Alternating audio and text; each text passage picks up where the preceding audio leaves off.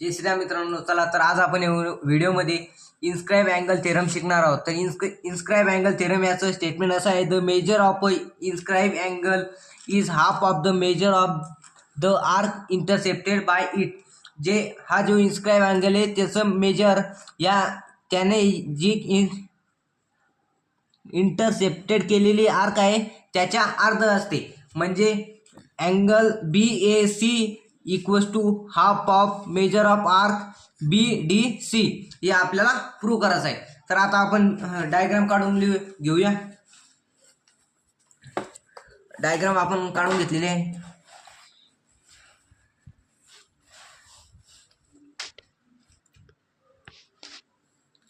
सगळ्यात पहिले आपण गिवन लिहून घेऊया. Given in a circle with center O.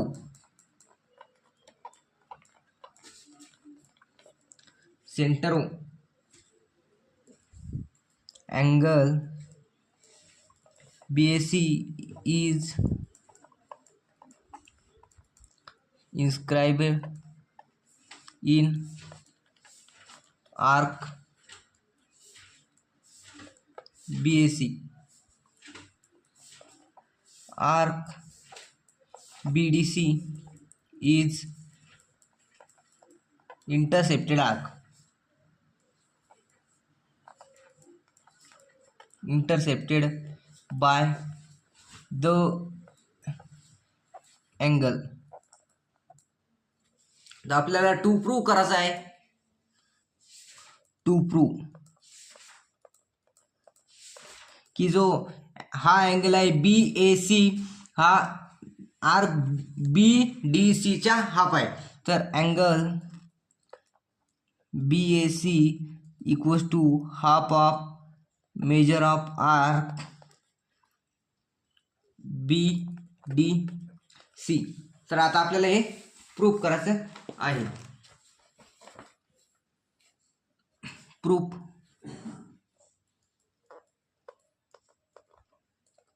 घेऊया. In triangle OAC. तर आता आपण सेंटरला नाव नाही दिलं, आपले सेंटरचं नाव आहे O. तर आता आपण अँगल घेतला ट्रायंगल OAC. हा triangle OA is congruent to OC. तर काय प्रॉपर्टी की रेडाय ऑफ सेम सर्कल, हे दोन्ही सेम सर्कलच्या रेडाय. तर आपण लिहूया segment OA is congruent to segment OC. Reason radii of same circle.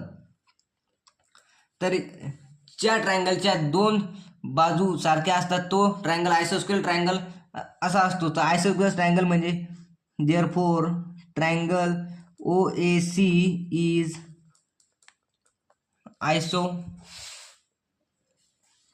आयसोस्केलस triangle.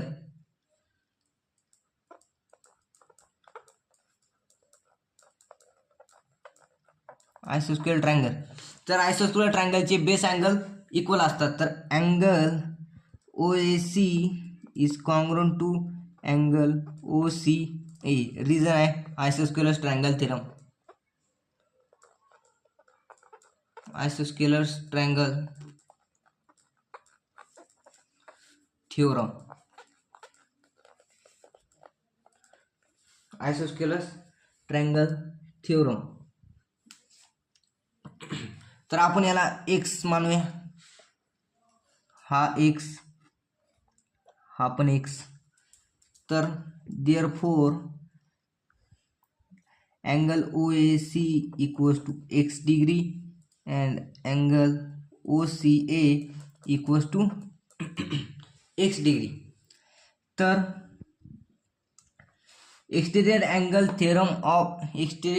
Theorem तुम्हाला माहीतच असेल की ट्रायंगलचे दोन अँगल जर इक्वल असतील ते बरोबर असतात त्याच्या एक्सटेंडेड अँगल बरोबर.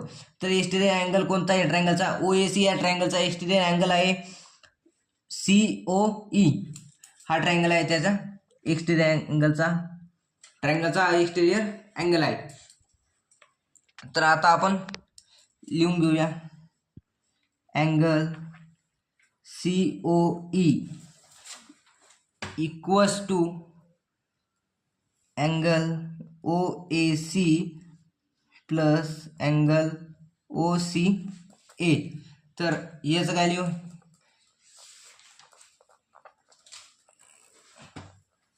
Exterior angle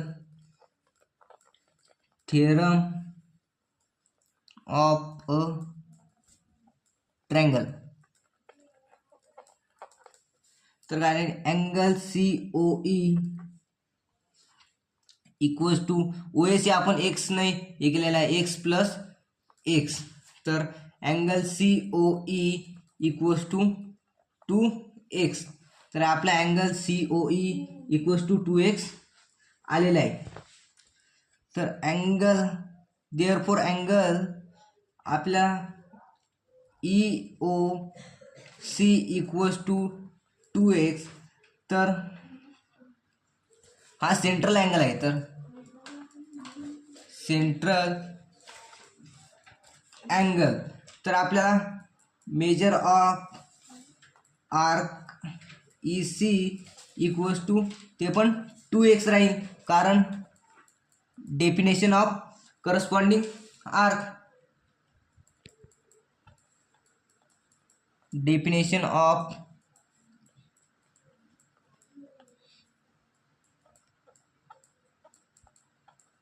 corresponding arc, corresponding arc. याला आपण 1 देऊया, इक्वेशन नंबर 1, आणि याला इक्वेशन नंबर 2. तर from 1 and 2, from 1 and 2 angle EAC is equals to half of measure of arc EC, half of measure of arc EC. angle E आपण आता angle EAC is half of measure of arc EC म्हणजे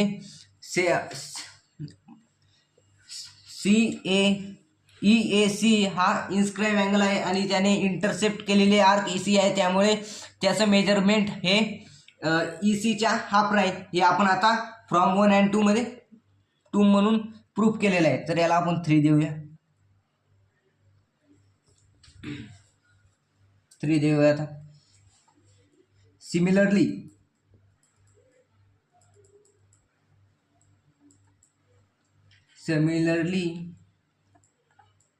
we can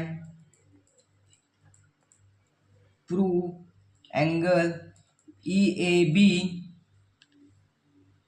equals to half of measure of arc EB, half of measure of arc EB. Therefore 3 and 4. तर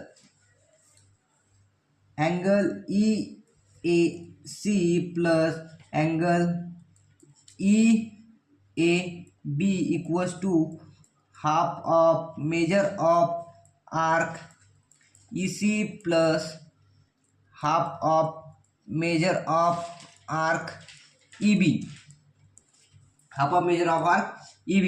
तर angle EAC आणि angle EAB हे दोन्ही मिळून कोणता angle तयार होतो, angle BAC equals to half of measure of arc EC. तर arc EC plus arc EB मिळून कोणती आर्क तयार होते, BC. तर half of measure of arc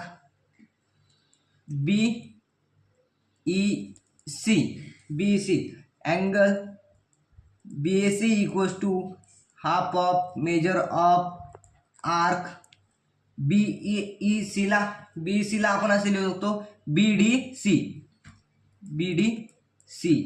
hence it is prove. तर आपल्याला हे चूज करायचं होतं की इन्स्क्राईब अँगल थेरम हा सांगतो की जो इन्स्क्राईब अँगल आहे तो त्याने केलेल्या इंटरसेप्ट आर्कच्या मेजरमेंट हाफ राहते. तर angle BAC equals to half of measure of arc BDC. तर हेच आपल्याला प्रूव्ह करायचे होते.